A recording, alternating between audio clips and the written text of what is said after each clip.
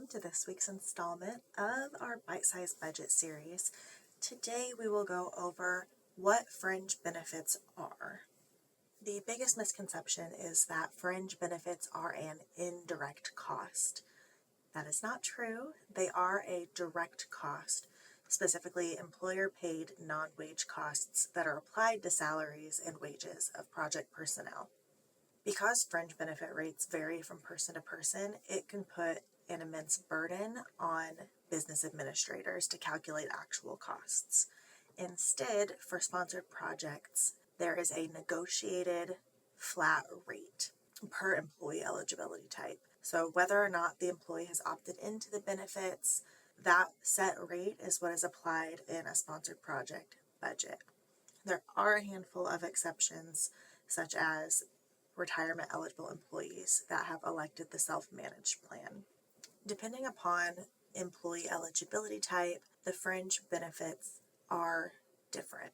For retirement eligible employees, also known as SERS eligible employees, the fringe rate is the highest, covering health, life, and dental, retirement, termination, Medicare, and workers' compensation. For non-student employees who are not eligible for SERS, and for students that are enrolled less than half-time, it is significantly lower, only covering workers' compensation, Medicare, and OASDI.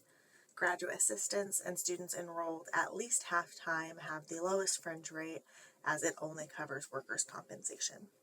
Rates are renegotiated and updated every year and go into effect on July 1st.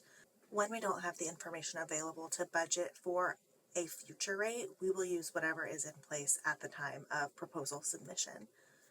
Regardless of what you budget, if you are awarded, the fringe rate will be charged according to the actual rate at the time of the award charge.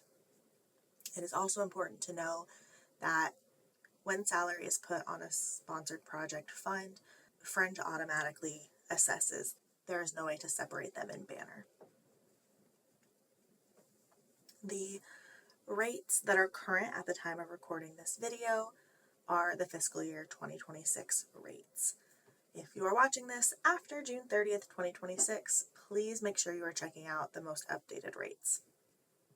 They will be shown in a table like this, and it shows the breakdown of the rates. Be aware of the situations where there might be a slight adjustment based on individual situations, specifically in regard to retirement for those who have elected the self-managed plan, and Medicare for students who are registered for fewer than 6 credit hours during fall and spring and fewer than 3 in the summer, unless registering for that number of credits would result in taking more than is required for the degree.